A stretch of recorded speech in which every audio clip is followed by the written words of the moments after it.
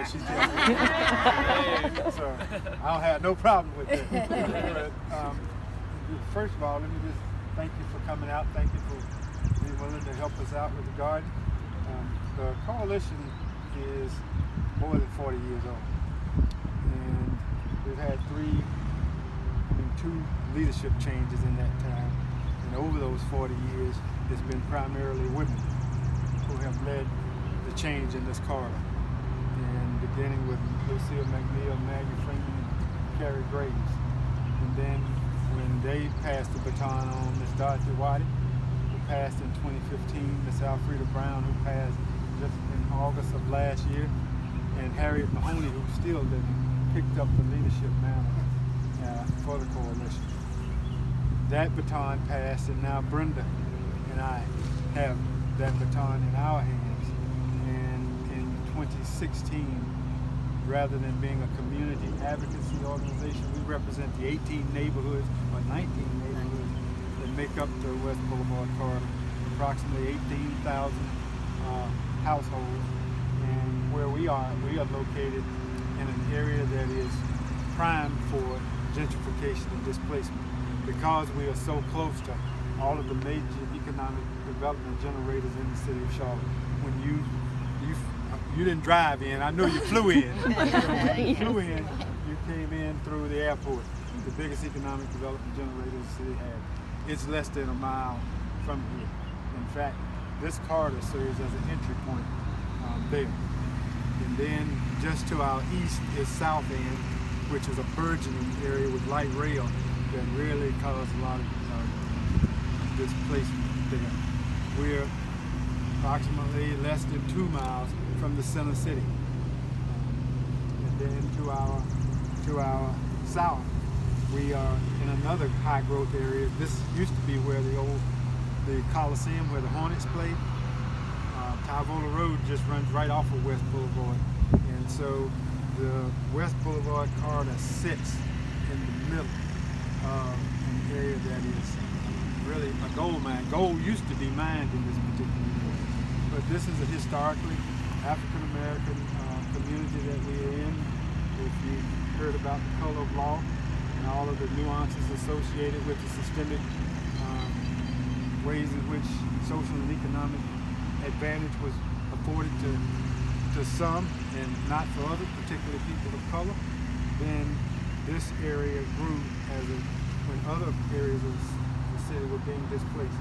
This area became one of the prime areas for the startup of an African American community, going all the way back to a church called Moore Sanctuary 18 Zion Church, which the seeds were planted in 1850, and they 1 year after the official end of the Civil War, they got land from the Freedmen's Bureau in 1865 to start a school there. And from that leadership in the church, then the Plato Price and the Capitol Drive community, and the leadership that was in that church actually came out and started forming another community. Lizzie and Carr and Mr. Nathaniel Carr, excuse me. Hey Frank, I'll have to call you back in a minute. Good. Can I call you back in a minute? Yeah, I'm giving an overview to our students. You can come down if you want. I'd love for you to meet them. Yeah. Come on, we're at the farm. Okay, Thank good. you. All right. Community leader. So, now, Come on. but as I said, Get the floor. Mr. Carr and his wife, Carr Heights, which is just less than a quarter of a mile to our right, they started a community called Carr Heights for African Americans. You expecting to see And they MTV? gave land to establish a Baptist church, and that church still remains. That's my home church. Reed Park was started by a member of Moore Sanctuary, Mr. Ross Reed. And his name is Ross Reed. So the first two streets in the community are Ross Avenue and Reed Avenue. And so not only did he purchase land and start that community for African Americans, Dr. Carver Road and the housing up on the Remount Road, Mr. Charles Parker, who was an ex-slave, in 1898 bought 12 acres of land up on Remount Road. And so the siege for a progressive community culture started from that foundation. And we're building on that foundation because this is what our initiative is called, Seeds for Change. The coalition really shifted from, as I said, an advocacy organization to an economic development focus. We're in a food desert, and there's no grocery store within a mile of here except for Walmart on Wilkerson. And there have been two efforts over the last several years, or the last 20 to 30 years, to get a grocery store, beginning in the 80s up through 2000 with City West Commons, which the community redeveloped, but a major grocery store never came. The housing authority here, who owns this land with the redevelopment, this used to be a public housing community called Dalton Village, but they took Hope 6 monies and redeveloped it to a mixed income community. And this land was set aside to get a grocery store in this area. Well, all of the major grocery stores came out, looked out, said they were interested, but they never did. They never came. Then in the mid 2000s, Arbor Glen was redeveloped. Not Arbor Glen, but Renaissance West. And Renaissance West had the idea that they were going to redevelop that site and also try to get a grocery store. But at that particular time in 2015, Ms. Waddy and we met with Wells Fargo, and they said, you know, if we're going to do something out here, we're going to do it from a collective community impact perspective. And we don't want to put monies all in all of these organizations and just, you know, minimize our investment. We want to do it collectively. And so we said that we wanted to do it for ourselves. We're going to build a co-op grocery store because they've shown success in other parts of the country, particularly in urban environments. And this is what we're going to do. So we're going to do it under the framework of a larger picture with an urban farm, and we had a vision for having greenhouses with aquaponics and hydroponics and a learning lab for our youth who worked in the garden. And so we shifted that focus.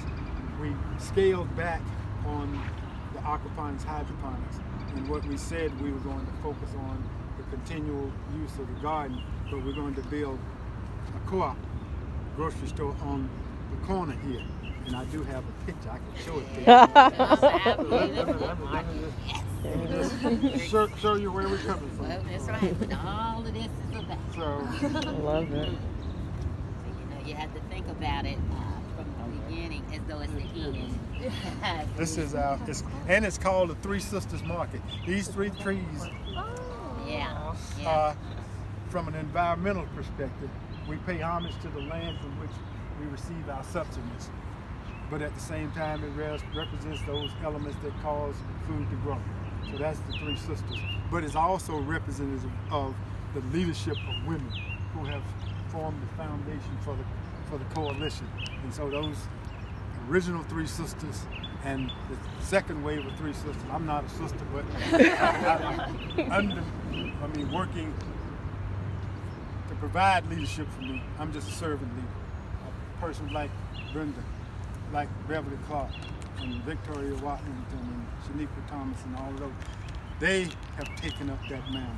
So it's only fitting that the market that is community-owned and community-driven be named the Three Sisters Market in honor of the substantial leadership that women have provided in this corridor. But a So- man came up with it. The Three Sisters Market name. I was like, No, that's a lovely name. This is a visual rendering of Wow, working with neighboring that concepts. looks fantastic. Isn't that awesome? And you see Yeah. that Three Sisters Market. Oh wow. Oh wow. That looks really nice. We're this is our final design, and we'll have to do some rezoning.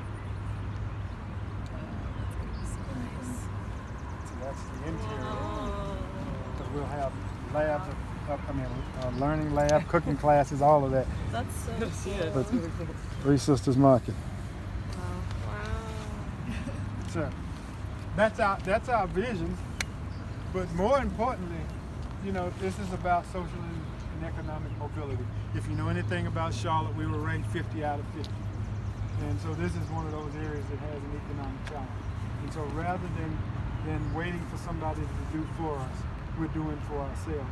And the way we are doing it is we're taking young people like yourself who want to learn about, farming, and who want to learn about earth and environmental sciences, and how do you take those sciences and not just feed yourself, but how do you feed a nation? Because that's what we're looking to do. We got three purposes for the Three Sisters Market.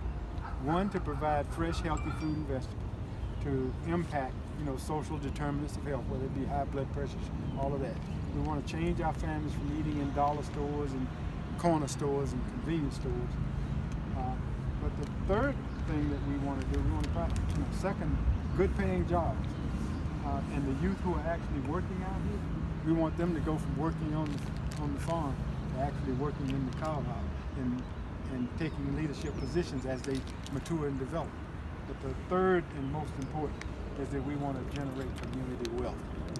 And that means the dollars don't just go in and out of our pockets and go out of the community in less than 6 hours, but those dollars circulate 7 and 8 times.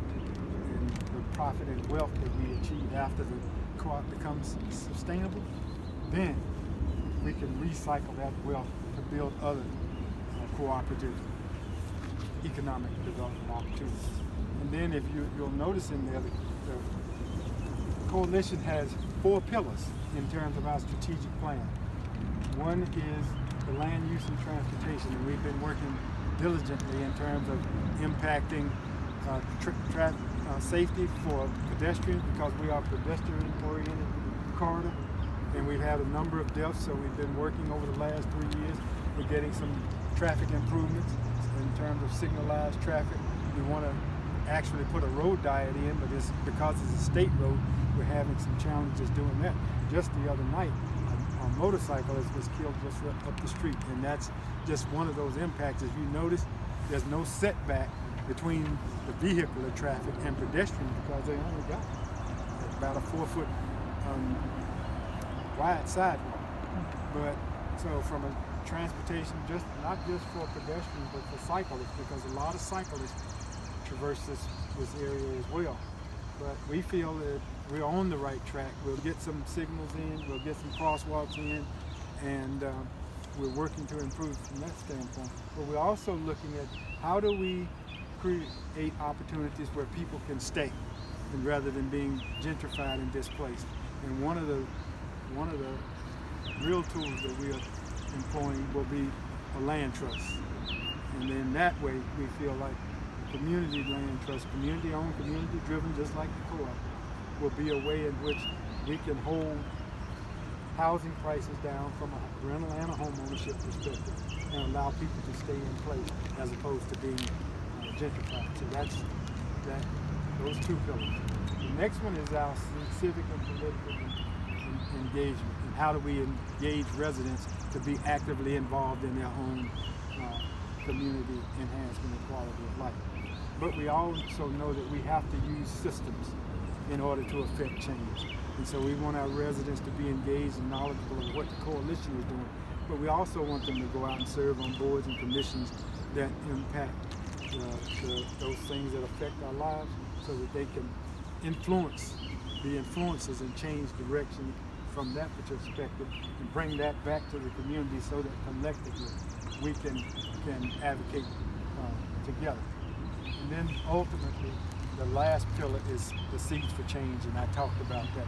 That's the garden, that's the youth working, that's the health, and that's the economic development, job creation, and that's the community wealth. So that's a general overview of what the West Boulevard Neighborhood Coalition is. That's the Seeds for Change initiative, and ultimately the Three Sisters Market.